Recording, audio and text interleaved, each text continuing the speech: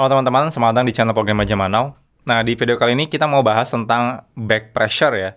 Nah, ini adalah materi yang mungkin kalau teman-teman cari mungkin jarang orang yang bahas ya, terutama kalau di Indonesia ya. Nah, tapi materi ini tuh sangat penting ya, terutama kalau teman-teman udah jadi senior programmer. Kenapa? Karena pada kasus tertentu gitu ya, teman-teman pasti akan mengalami ya masalah yang namanya back pressure. Terutama ketika nanti teman-teman handle aplikasi yang skalanya lumayan besar gitu ya. Nah, kecuali kalau teman-teman sebelumnya cuma aplikasinya, handle-nya aplikasi internal gitu ya, traffic-nya sedikit. Tapi ketika nanti teman-teman coba bikin aplikasi yang traffic-nya tinggi, contohnya mungkin aplikasi yang sifatnya public gitu ya, semua orang bisa akses. Nah, teman-teman harus ngerti ya, masalah yang terjadi salah satunya adalah back pressure. Kita bahas ya di sini apa itu back pressure dan gimana cara menanganinya kalau misalnya kita mendapatkan masalah si back pressure ini. Yuk kita bahas. Oke, kita akan bahas dulu tentang back pressure. Jadi apa itu back pressure? Jadi mungkin di sini teman-teman ada yang belum familiar ya dengan apa itu back pressure. Jadi kita coba bahas ya di sini apa itu back pressure-nya. Oke. Saat kita bikin aplikasi gitu ya, pasti kan aplikasinya akan menerima request ya dari klien. Entah itu kliennya langsung pengguna kalau aplikasinya bentuknya web, atau kalau aplikasinya bentuknya misalnya API gitu ya. Nah, itu mungkin akan requestnya dari entah itu web atau juga mobile. Intinya ada klien yang mengirimkan request ke website yang kita buat atau aplikasi yang kita buat. Jadi anggap aja di sini aplikasi yang kita buat gitu ya. Nah, di sini aplikasi yang kita buat, anggap aja kita bikinnya dalam bentuk API misalnya ya. Jadi kita bikin di sini dalam bentuk API. Nah, biasanya kan pasti ada klien ya. Nah, kliennya mungkin aplikasinya gitu ya, ya bebas mungkin ya. Jadi contohnya ada web atau mobile dan lain-lain. Jadi anggap aja di sini ada aplikasi kliennya. Oke. Biasanya yang dilakukan adalah request response ya. Jadi dari klien itu request gitu ya. Nah, lalu API kita membalas responsnya misalnya. Nah, saat kita bikin aplikasinya dengan traffic-nya yang terprediksi misalnya gitu ya, dan masih kapasitas API-nya masih bisa handle, mungkin itu nggak masalah. Nah, apa yang terjadi kalau misalnya traffic-nya itu melebihi apa yang bisa kita handle? Contohnya seperti ini. Oke, contohnya misalnya, klien kita ternyata gitu ya, saking ramenya gitu ya, pengguna mobile apps-nya gitu ya, atau webnya, itu bisa mengirimkan request ke API kita sebanyak misalnya 100 per second misalnya ya. Jadi di sini ada request-nya itu 100 per second atau per detik. Jadi tiap detik itu akan selalu ada masuk 100 request. Nah, tapi ternyata aplikasi yang kita bikin gitu ya, itu cuma bisa handle misalnya 50 per second. Nah, artinya apa? Artinya ketika ada request 100 ini, yang akan diproses adalah 50 dulu. Artinya 50 sisanya itu akan menunggu dulu gitu ya. Sampai yang 50 pertama itu sukses. Nah, artinya kalau 50 per detik berarti kalau dikirim 100 berarti selesai dalam 2 detik. Ini gambaran kasar aja ya. Nah, tapi kenyataannya kan tidak cuma kirim 100 habis itu tunggu sampai selesai. Nah, klien kita itu kan banyak gitu ya orang-orangnya. Nah, ketika ngirim, dia misalnya nggak dapat respon, dia akan coba request lagi dan sebagainya gitu ya. Artinya apa? Artinya kalau kita bilang 100 per second, di detik pertama selesai 50 gitu ya. Di detik kedua ini kan 50, tapi ternyata requestnya udah nggak cuma 50 lagi, tapi di sini udah ada antrian 100 lagi. Di detik ketiga 50, berarti baru 150, tapi di sini udah masuk 100 lagi. Artinya apa? Artinya selama 3 detik ada 300 request. Ya. Nah, tapi ternyata yang baru selesai diproses ada 150. Ya. Artinya masih ada 150 request yang belum terproses. Kondisi seperti ini, di mana istilahnya itu adalah ini dibilangnya itu adalah orang yang memprosesnya atau sistem yang memproses requestnya dan ini yang mengirim requestnya. Nah, di mana kalau posisinya adalah si pemroses requestnya itu kapasitasnya lebih kecil dibanding yang mengirimkan requestnya, ini adalah kondisi di mana kita bilang namanya adalah back pressure. Jadi kondisi seperti ini namanya adalah back pressure. Nah, kondisi seperti ini sering sekali terjadi. Contohnya mungkin teman-teman sering nonton, bukan nonton ya, beli tiket konser misalnya. Itu kan misalnya webnya biasanya ketika diakses itu ya bisa langsung ribuan, bahkan ratusan ribu orang mengakses gitu ya. Padahal mungkin sistemnya tidak bisa untuk handle sebanyak itu. Nah, atau tiba-tiba ada e-commerce yang lagi promo misalnya, Nah, teman-teman juga mungkin kepikiran gimana caranya itu aplikasi e-commerce-nya bisa handle traffic sebanyak itu. Kadang-kadang request-nya nggak cuma dari orang ya, kadang-kadang ada orang yang bikin bot dan lain-lain. Nah, ini adalah kondisi yang namanya back pressure. Jadi kalau kita nanti sebagai senior engineer, kita harus ngerti gimana cara mecahin masalah ketika terjadi back pressure ini. Nah, kita bahas ya satu persatu. Di sini saya sudah sediakan sekitar 5 solusi gitu ya, yang umum. Sebenarnya masih banyak gitu ya solusi yang lain. Nah, kita akan sediakan 5 solusi yang umum yang bisa kita gunakan untuk menangani masalah back pressure ini. Yuk kita bahas. Oke, solusi pertama yang bisa kita lakukan ya, itu adalah implementasi yang namanya multi-threaded ya, atau multi-threading ya. Nah, simpelnya adalah saat kita bikin aplikasi itu pasti minimal ada satu thread gitu ya, yang berjalan ya, yaitu adalah thread yang menjalankan aplikasi kita. Nggak mungkin dalam aplikasi itu tidak ada thread-nya ya, pasti minimal ada satu, yaitu adalah aplikasi yang, thread yang menjalankan aplikasi kita. Entah itu teman-teman misalnya pakai Java, atau pakai Golang, atau pakai Node.js, pasti dalamnya ada minimal satu thread ya untuk menjalankan si prosesnya. Oke, nah ketika misalnya kita coba yang tadi gitu ya, nah misal aja tergantung ini default ininya ya, default teknologinya ya. Contohnya misalnya ketika teman-teman menggunakan Node.js gitu ya, defaultnya kan dia single thread gitu ya. Atau menggunakan Golang, defaultnya kalau tidak salah itu 2 kali jumlah CPU, jumlah threadnya. Atau kalau menggunakan Java tergantung web server yang kita gunakan gitu ya. Banyak rata-rata adalah 20 thread ya. 200 thread maksud saya. Nah, artinya apa? Artinya by default biasanya threadnya jumlahnya kecil gitu ya. Nah, ketika teman-teman coba bikin aplikasi dan ternyata trafficnya tinggi, coba teman-teman naikkan dulu jumlah threadnya. Nah, contohnya, kan kalau misalnya saya menggunakan Node.js, ya rata-rata kan di Node.js biasanya nggak maintain thread manual misalnya. Teman-teman bisa running beberapa, istilahnya itu ada cluster ya kalau di Node.js. Jadi kita bisa running beberapa proses sekaligus dalam satu server. Nah, itu juga sebenarnya nge-utilize ya beberapa thread seakan-akan gitu ya. Jadi itu juga bisa teman-teman lakukan. Intinya teman-teman bisa coba handle ya dengan thread yang lebih banyak. Jadi misal aja ya, kita akan coba secara general. Jadi misalnya request dari klien kita gitu ya, ini kan 100 per second gitu ya. Nah ternyata gitu ya, secara internal aplikasi kita, ini aplikasi kita misalnya, misal saja di dalamnya ada 10 thread ya. Nah 10 thread ini bisa memproses yang tadi di awal, yaitu adalah 50 per second. Nah karena di sini ada 10 thread, kalau kita gambaran kasarnya gitu ya, artinya, kalau 50 per second, berarti satu thread itu yang memproses request-nya, gitu ya, itu bisa handle sekitar 5 per second, ya. Jadi ini 5 per second kalau 10 thread. Karena kalau di total 10 thread berarti 50 per second. Nah, simpelnya ketika request-nya memang naik, gitu ya, dari yang tadinya mungkin 50 per second jadi 100 per second, ya teman-teman tinggal ditambahkan aja jumlah thread-nya, kira-kira bisa handle traffic yang dikirimkan oleh si kliennya. Jadi dari sini kita tahu ya satu thread itu cuma 5 per second. Oke, karena request-nya adalah 100 per second, sesimpel ya udah. Berarti kita kira-kira ya jumlah thread yang kita butuhkan adalah 100 dibagi 5. Nah, totalnya adalah 20. Jadi tadinya defaultnya 10 thread, kita bisa ganti ya menjadi 20 thread. Nah, tapi ingat ya, 20 thread artinya setiap request itu akan dijalankan oleh satu thread. Artinya satu thread itu dalam 1 second dia bisa proses 5 request. Jadi kalau kita punya 20 thread gitu ya, untuk memproses semua request-nya, itu kira-kira bisa diproses ya, bisa sampai 100 per second, harapannya seperti itu. Tapi ya jangan dipasin banget gitu ya. Bisa aja kan ada beberapa API yang lemot gitu ya, sehingga kita mungkin jangan kasih batas terlalu pas gitu ya. Mungkin kita set 30 misalnya gitu ya. Nah, atau ada minimalnya misalnya 10, maksimalnya 30 seperti itu. Jadi ketika trafficnya tinggi, baru dia naik jumlah thread-nya, ketika turun lagi, dia akan berkurang jumlah thread-nya. Jadi tidak terlalu banyak mengkonsumsi memori.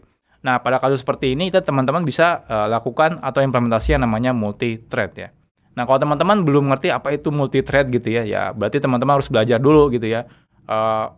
Materi untuk multi-thread itu wajib ya. Kalau kita sebagai senior engineer itu wajib ngerti apa itu multi-thread gitu ya. Di hampir semua bahasa pemrograman itu pasti bisa implementasi yang namanya multi-thread ya. Ada yang thread benar gitu ya, maksudnya thread yang bawaan sistem operasi. ada juga yang green thread gitu ya, atau seperti kalau di Golang ada goroutine, di Kotlin ada coroutine gitu ya, dan lain-lain. Nah, jadi ini salah satu yang bisa kita lakukan.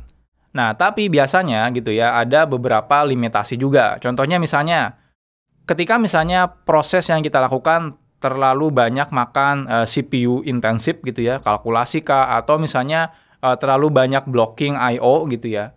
Nah, kadang-kadang thread itu tidak membantu sama sekali. Contohnya kayak gini, kalau terlalu banyak CPU usage, CPU proses gitu ya. CPU kita misalnya ada 10 core, tapi kita set thread-nya jumlahnya adalah 100 gitu ya. Ya percuma juga, karena kan nanti thread-nya itu bakal ngantri ya untuk menggunakan si CPU-nya. Jadi solusi ini bagus kalau memang tidak banyak proses-proses yang terlalu berat di CPU-nya gitu ya. Contohnya kayak manggil database aja gitu ya, atau manggil API yang lainnya, manggil payment gateway dan lain-lain itu cocok kalau kita tinggal naikin multi-thread-nya aja. Jadi ini solusi pertama yang bisa teman-teman lakukan ya. Jadi naikin jumlah thread-nya atau implementasi multi-thread kalau teman-teman belum implementasi multi-thread. Oke, solusi selanjutnya adalah horizontal scaling. Ini sebenarnya solusi yang lumayan paling gampang gitu ya, tapi makan biaya yang lumayan. Kenapa? Karena istilahnya itu kita menambahkan server gitu ya. Kalau horizontal itu berarti menambahkan server. Kalau vertikal itu menaikkan spek servernya. Nah, jadi kita lakukan adalah horizontal scaling. Oke, jadi simpelnya adalah kita misalnya tahu ya, API yang kita lakukan kan pasti nanti akan di-running di server ya. Entah itu pakainya hosting kah, atau misalnya virtual private server, atau misalnya cloud ya, atau mungkin Kubernetes gitu ya. Nah, intinya dari klien misalnya, kalau dia mengirim 100 per second, dan kita tahu kapasitas API yang kita buat gitu ya, itu adalah 50 per second. Ini kan jalan di satu server ya. Nah, teman-teman bisa, ya udah, karena satu server kita itu cuma bisa handle ya 50 per second. Nah, sebenarnya ada dua solusi ya. Teman-teman naikkan hardware-nya gitu ya, atau tambah server baru. Nah, problemnya adalah menaikkan hardware kadang-kadang tidak berbanding lurus ya dengan jumlah throughput-nya atau request per second-nya. Jadi ketika teman-teman naikkan 2 kali lipat gitu ya jumlah CPU-nya kah atau memorinya, kadang-kadang dapatnya nggak segitu juga gitu ya, nggak 2 kali lipatnya. Kenapa? Karena kan tergantung dari aplikasi yang kita buat ya. Kalau aplikasinya contohnya kebanyakan prosesnya CPU gitu ya, naikin memori nggak ada untungnya gitu ya, malah ngegedein ini juga gitu ya. Istilahnya tuh budget buat vertical auto scalingnya. Nah, jadi dibandingkan kita melakukan vertikal, scalability yang terbaik itu melakukan yang namanya horizontal. Horizontal tuh memastikan kalau misalnya ada salah satu server yang mati, itu kita masih ada server yang lain yang bisa jalan gitu ya. Kalau vertikal, kita udah naikin lagi speknya. Kalau satu server itu mati, ya udah total mati gitu ya. Jadi nggak bisa jalan. Nah, jadi kita dibanding satu server misalnya, kita bisa tambahkan satu server lagi di sini. Jadi API kita di sini. Jadi nanti request-nya itu tidak ke satu server. Jadi request-nya itu akan di load balance gitu ya. Di depannya teman-teman tinggal tambah load balancer misalnya ya. Nah, jadi nanti request-nya akan masuk dan dia akan di load balance, dikirim misalnya ke sini 50 gitu ya secara balance, dan dikirim ke sini 50 juga. Seperti itu. Nah, ketika naik lagi misalnya, tiba-tiba naik ini ya, jadi 200 gitu ya. Jadi 200 per second. Ya simple, teman-teman tinggal setup server baru gitu ya, API di sini. Ini berarti di sini nanti ada 50 per second. Nanti di sini ada server API baru gitu ya. Nah, di sini juga dikirim 50 per second. Jadi ini adalah solusi yang paling gampang ya, karena kita tinggal nyelesainya dengan uang aja selesai gitu ya. Tinggal setup server baru, nyalain selesai. Nah, selama masih menutup gitu ya, istilahnya itu mengcover budgetnya itu mengcover keuntungan gitu ya. Harusnya sih nambah server itu yang paling gampang gitu ya. Jadi nggak butuh waktu development ya, nggak butuh banyak perubahan kode gitu ya. Kalau teman-teman yang solusi pertama kan implementasi multi-thread, mungkin harus banyak perubahan kodenya. Tapi kalau di sini misalnya, ya itu nggak ada perubahan kode sama sekali. Teman-teman tinggal setup servernya, jalankan. Ini biasanya adalah solusi yang pertama gitu ya, ketika kita dapat masalah back pressure yang tidak diduga. Misalnya kita sudah prediksi kalau request-nya itu cuma bakal tiba-tiba 100 aja gitu ya, aplikasi kita masih bisa handle. Tiba-tiba traffic-nya tinggi gitu ya, jadi 200 atau 300 per second. Nah, ini adalah solusi yang paling awal biasanya diambil ya. Jadi kita lakukan horizontal scaling. Tambah server baru, langsung otomatis trafficnya dibagi. Nah, solusi ini biasanya memang maksimalnya, sebenarnya nggak ada maksimalnya ya. Kita kalau mau nambahin, tambahin aja terus. Cuma biasanya maksimalnya adalah di budget gitu ya. Karena kan kita nambahin server, otomatis bayar lagi. Nah, biasanya kalau misalnya budgetnya udah ngepas gitu ya, udah nggak bisa, nah baru kita mikirin solusi yang lain. Yang contohnya yang tadi ya, yang multi-threaded tadi. Nah, tapi kalau budgetnya masih bisa nge-cover gitu ya, nah ini adalah solusi yang paling gampang, yaitu adalah horizontal scaling. Oke, yang ketiga yang akan kita bahas di sini adalah queue ya, atau antrian. Nah, buat teman-teman yang pernah belajar struktur data, nah akhirnya kepake juga ya, struktur data antrian atau queue. Oke, beberapa teknologi biasanya sudah ada fitur queue-nya ya, atau antriannya. Nah, kalau teman-teman kebetulan menggunakan teknologi yang tidak ada queue-nya atau antriannya, ya mau tidak mau teman-teman bisa implementasikan secara manual ya, karena kan antrian itu sebenarnya sederhana ya. Asal teman-teman sudah mengerti struktur data queue gitu ya, nah harusnya bisa implementasikan ini. Oke, jadi sebelumnya gitu ya, ketika klien itu melakukan request gitu ya, nah di dalam aplikasi kita itu kan tadi ya ada workernya ya, istilahnya itu thread-nya ya. Thread itu kita bilang sebenarnya workernya ya, yaitu yang mengerjakan pekerjaannya. Jadi di sini ada thread-nya. Nah di sini contohnya ada thread-nya gitu ya. Nah, request yang masuk gitu ya, problemnya adalah kalau langsung dikirimkan ke thread-nya, kalau misalnya nanti request-nya, misal aja request-nya itu meningkat ya drastis, contohnya yang tadi 100 per second gitu ya, ini tadinya misalnya ada 20 ya, dan ini ada 5 per second gitu ya. Nah, ketika naik dikit aja ya, misalnya jadi 110 gitu ya, nah per second, problemnya adalah 10 request ini dia nggak akan dapat thread. Jadi thread-nya lagi sibuk semua lagi kerja. Ya. Nah, cara yang paling bagus yaitu teman-teman bisa implementasi yang namanya antrian. Jadi sebelum masuk ke dalam thread, teman-teman bikin yang namanya antrian. Nah, beberapa teknologi contohnya seperti di Java, bagusnya itu dia sudah ada fitur antriannya ya di manajemen thread-nya. Jadi setiap request yang masuk itu tidak langsung dikerjakan sama thread-nya, tapi dia akan dimasukkan ke dalam antrian dulu. Sederhananya, antrian itu isinya adalah semua data request. Jadi request itu maksudnya semuanya ke antrian. Jadi request 1, 2, 3, terus ratusan request itu sebenarnya masuk ke antrian. Nah, nanti di dalam antriannya itu justru yang diambil ya oleh si thread-nya. Ya. Jadi thread-nya itu yang akan mengambil pekerjaan atau request yang ada di antrian ini. Jadi ketika misalnya ada request masuk 100, nanti dia akan masuk semuanya ke antrian. Nanti otomatis thread ini akan mengambil data request-nya ya, setelah selesai ya, nanti dia akan ambil lagi. Setelah selesai ambil lagi, setelah selesai ambil lagi. Jadi ketika dia naik tidak terlalu signifikan, tadinya 100 jadi 110 gitu ya. Nah, kalau kita cuma naik sedikit kan, kalau misalnya kita bikin 2 server kan agak buang-buang budget juga ya. Padahal mungkin naiknya cuma 110 atau 120, balik lagi ke 100 misalnya seperti itu. Nah, teman-teman bisa implementasi yang namanya antrian. Jadi dengan seperti itu, data 10-nya tadi itu bisa nempel di antrian. Harapannya adalah ketika nanti trafiknya sudah stabil, turun lagi dari 100, bahkan mungkin turun ke 90, ke 80, ke 50, nanti antriannya lama-lama habis juga ya. Akan diambil semuanya pekerjaan yang ada dalam antrian itu oleh si thread-nya. Nah, jadi ini bisa teman-teman ya, ini trik yang sederhana sebenarnya tapi bisa menyelamatkan kita juga ya. Jadi datanya dibanding hilang gitu ya, daripada request terus tiba-tiba hilang gitu ya, karena thread-nya semuanya sibuk, kita bisa masukkan ke dalam antrian ini. Gitu ya. Nah, jadi ini trik, dan untungnya beberapa teknologi seperti contohnya di Java atau misalnya di Node.js gitu ya. Node.js itu kan sebenarnya dia non-blocking ya. Dia itu sebenarnya ada workernya, tapi depannya biasanya ada antriannya gitu ya. Jadi secara tidak sadar sebenarnya kita sudah implementasi itu gitu ya. Cuma kita nggak sadar aja. Nah, jadi kalau misalnya teman-teman menggunakan teknologi yang tidak ada antriannya, ya mau tidak mau teman-teman harus coba implementasi secara manual. Oke, strategi yang keempat ini adalah strategi yang lumayan ekstrim ya, yaitu adalah reject request-nya.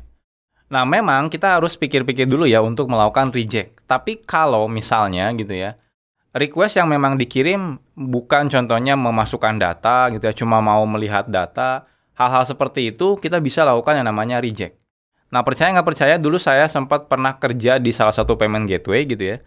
Nah, lalu di sana saya bikin suatu API untuk nge-get status payment-nya. Ternyata ada beberapa klien yang salah implementasi untuk nge-get status kliennya. Jadi mereka itu setelah melakukan payment, mereka akan melakukan iterasi ya, while loop gitu ya, terus-terusan nge-get gitu ya, sampai statusnya berubah. Ketika kita melakukan iterasi while loop, itu kan cepet banget ya. Dalam 1 detik mungkin bisa nyampe ribuan, bahkan mungkin kalau spek CPU-nya tinggi, bisa nyampe ratusan ribu, bahkan makin jutaan. Artinya dia selalu melakukan call API kita untuk dapetin status terbarunya ya, sampai statusnya berubah. Padahal itu sebenarnya nggak perlu dilakukan hal seperti itu. Dan itu juga sebenarnya request-request jenis seperti itu harusnya bisa kita reject gitu ya. Atau misalnya itu tambahin rate limiter. Nah, jadi ini solusi yang ekstrim, tapi di beberapa kasus ini juga baik untuk diimplementasikan. Yaitu adalah reject request-nya ketika sudah melebihi threshold yang bisa kita handle. Jadi yang tadi misal saja, ini baik lagi ya, harus case by case ya, nggak bisa dipukul rata oke semuanya reject, nggak juga. Gimana kalau lagi orang belanja gitu ya, masa di reject gitu ya. Nah, mungkin kalau lagi belanjanya tetap diterima gitu ya, atau masukkan ke antrian, tapi pas nge-get statusnya gitu ya, dia coba refresh gitu, ya kita tolak gitu ya. Jangan sampai kebanyakan refresh misalnya untuk ngedapetin statusnya. Jadi, jenis request seperti ini gitu ya, kalau dia ngirim 100 per second gitu ya, tapi ternyata aplikasi kita cuma bisa handle 50 per second, nah kita bisa yang namanya implementasi reject. Jadi nanti request-nya itu gitu ya, ketika masuk, dia akan diprosesnya 50 aja gitu ya, dan 50-nya dia akan di-reject ya. Nah, seperti itu. Jadi kasusnya itu bisa ketika melebihi threshold kita, contohnya kalau 50 per second di-reject, atau teman-teman bisa kasih batasan yang lebih gitu ya. Contohnya, oke, dalam waktu semenit, kalau lebih dari request-nya 100.000, kita reject gitu ya. Jadi nanti coba lagi menit selanjutnya. Nah, seperti itu. Beberapa layanan yang menyediakan API call pasti selalu implementasikan yang namanya rate limiter ya, atau di reject request-nya kalau misalnya udah melebihi. Teman-teman bisa lihat lah seperti di Facebook atau di Twitter, itu pasti mereka ada rate limiternya. Jadi dikasih batasan maksimalnya, request-nya boleh berapa gitu ya. Nah, salah satunya sih biar nggak bisa di-abuse ya. Beberapa kan API kalau di-abuse kan bahaya juga gitu ya. Jadi kalau abuse itu kan berarti kan di kita terlalu banyak kalkulasinya gitu ya. Padahal orangnya sebenarnya mungkin nggak butuh-butuh banget gitu ya.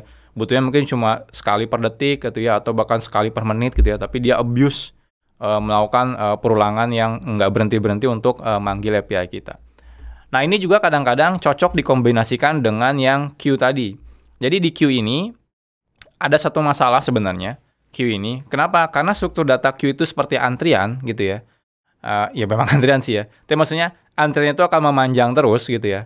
Nah, ketika tiba-tiba spike-nya cuma dikit, contohnya dari 100 jadi 110 gitu ya, atau 120, mungkin kan yang antrinya cuma 10 atau 20. Nah, gimana kalau tiba-tiba dari 100 dia naik jadi 1000 gitu ya, per second. Itu kan naiknya signifikan ya, 900% ya, karena dia naik 900 request per second-nya. Nah, kalau 900-nya ini kita harus masukkan semuanya ke antrian, maka lama-lama dalam waktu semenit, antriannya itu udah berapa puluh ribu antrian. Dan itu, semakin panjang antriannya, berarti antrian yang paling ujung, itu akan semakin lambat di prosesnya. Karena kan antrian paling depan akan diproses oleh thread-nya, tapi antrian yang paling ujung, itu akan lambat. Jadi respon dari browsernya mungkin bisa melebihi dari 30 detik. Defaultnya rata-rata orang nggak akan mau gitu ya, nunggu ketika buka web, tunggu 30 detik baru keluar webnya, itu nggak akan mau. Mereka rata-rata mungkin 5 detik aja udah lakukan refresh ulang. Artinya request yang ada di ujung itu udah nggak valid, karena sama orang browsernya udah ditutup mungkin tabnya gitu ya. Nah, pada kasus seperti ini teman-teman juga bisa tambahkan rejection juga, atau dibatasin jumlah antriannya. Jadi ini bisa dikombinasikan ya, yang queue ini dengan si yang reject ini. Jadi teman-teman bisa langsung to the point, pokoknya kalau lebih dari 50 langsung di-reject kayak gini, atau teman-teman kalau lebih dari 50, saya akan masukkan ke antrian. Tapi kalau antriannya sudah mencapai 1000 misalnya, gitu ya, saya akan reject. Jadi kalau tiba-tiba dia naik ke 1000 per second gitu ya, nanti kan 900-nya akan masuk ke sini ya. Nah, tapi ketika di detik kedua masuk lagi 1000, berarti yang masuk cuma 100. 900-nya ya, yang dari request yang detik kedua itu akan di-reject. Jadi di-reject. Nah, ini lebih aman juga ya buat aplikasi kita. Jadi nggak terlalu ngebebanin si memorinya. Karena kan request ya antrian itu kan pasti disimpan di memori ya. Nah, jadi memorinya nggak terlalu bengkak juga kalau unlimited antriannya. Selain itu juga ya respon ke usernya cepat gitu ya. Ketika di refresh, tiba-tiba di reject, kita bisa kasih error code bebas lah ya. Mungkin sistem sedang sibuk, harap mengantri, dan lain-lain. Nah, jadi strategi reject ini gitu ya, sering sekali digunakan juga gitu ya. Nah, biasanya memang ya agar memastikan aplikasi kita respon time-nya tetap bagus ya. Karena kalau tidak di-reject, diteruskan request-nya, maka yang paling ujung responsannya akan makin naik. Jadi nanti kelihatan sama kliennya akan makin buruk ya, karena responsannya semakin lama semakin naik.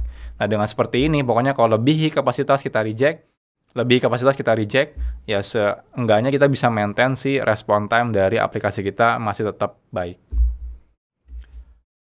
Oke, ini adalah solusi yang kelima, yang terakhir ya, yang akan saya bahas, yaitu adalah implementasi yang namanya message broker. Nah, penggunaan message broker sekarang ya akhir-akhir ini lagi naik daun sebenarnya ya. Jadi banyak orang sekarang yang mulai berganti dari yang tadinya API based ya, itu menjadi event based ya. Jadi menggunakan message broker. Nah, kita bahas kenapa ini bisa menolong kita untuk back pressure. Oke, jadi yang tadi ya, klien gitu ya. Ini klien kita. Nah, misalnya lalu di sini kan API atau misalnya ya istilahnya aplikasi yang kita memproses request dari klien gitu ya.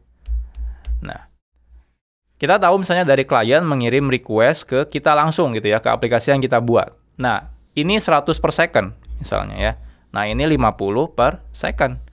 Nah, pada kasus tertentu gitu ya, ada beberapa mungkin proses yang tidak butuh real time ya istilahnya itu. Jadi contohnya misalnya saya mau transfer, saya mau melakukan payment, dan lain-lain. Sebenarnya beberapa hal kita bisa buat itu secara asinkronus. Jadi beberapa API yang memang tidak butuh real time gitu ya, atau bisa dibuat dalam bentuk asinkronus gitu ya. Nah, kita bisa memanfaatkan juga yang namanya asinkronus itu ya prosesnya. Nah, salah satunya adalah menggunakan si message broker. Jadi dibanding dari klien ya yang mengirimkan data itu langsung memanggil API yang kita buat, lebih baik di tengahnya kita kasih jembatan yang namanya message broker. Jadi ini ada aplikasi yang namanya message broker. Jadi di sini aplikasi namanya adalah si message broker ini. Nah, message broker itu sebenarnya lebih mirip seperti konsep antrian yang tadi. Cuma bedanya kalau antrian yang tadi itu sistemnya itu antriannya ada di aplikasi kita. Kalau message broker ini terpisah. Jadi antriannya ada di satu sistem namanya adalah message broker. Jadi ini adalah antrian sebenarnya ya. Nah, lalu klien itu dibanding ngirim request-nya langsung ke kita, aplikasi kita, kita bisa kirimkan langsung ke si message broker-nya. Jadi nanti semua data itu ada di message broker-nya ya. Dan ini semuanya dalam bentuk antrian seperti itu. Nah, nanti aplikasi kita cukup ya mengambil data dari si message broker ini.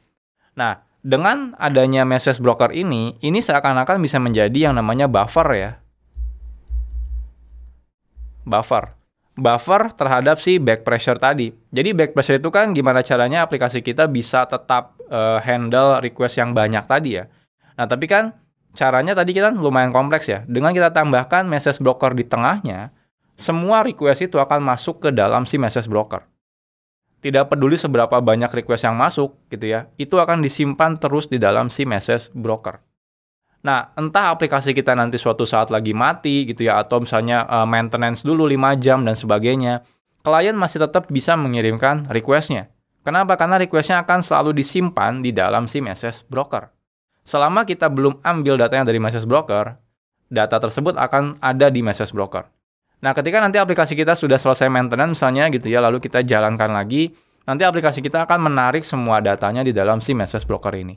Jadi ini solusi yang seperti queue sebenarnya ya, antrian, tapi lebih baik ya. Kenapa? Karena yang pertama datanya dijamin tetap aman gitu ya, walaupun aplikasi kita lagi lemot kah, lagi mati dan lain-lain gitu ya.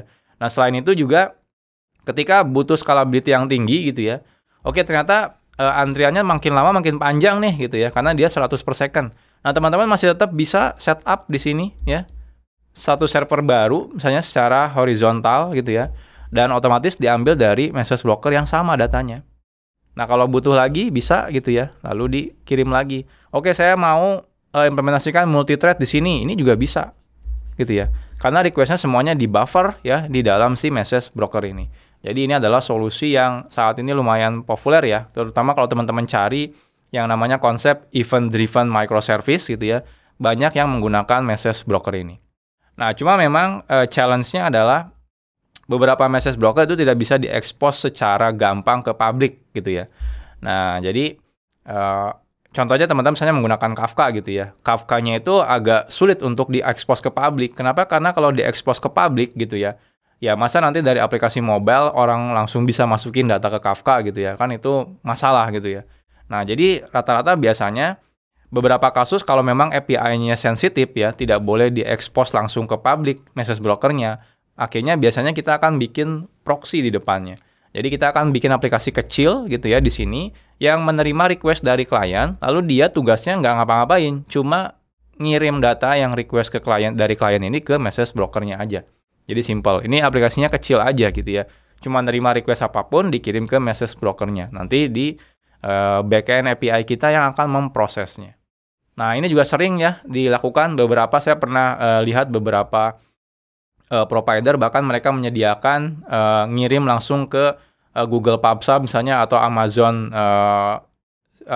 Queue atau apa saya lupa. Jadi intinya tinggal kita berikan aja nanti kredensialnya, nanti mereka yang akan mengirimkan sendiri gitu ya. Nah, jadi kita tinggal konsum langsung dari Google PubSub atau misalnya si Amazon Queue-nya. Nah, itu juga beberapa solusi juga gitu ya. Tapi intinya kita bisa implementasikan yang namanya si konsep message broker ini. Jadi ini lumayan solusi yang lagi naik daun ya saat ini ya.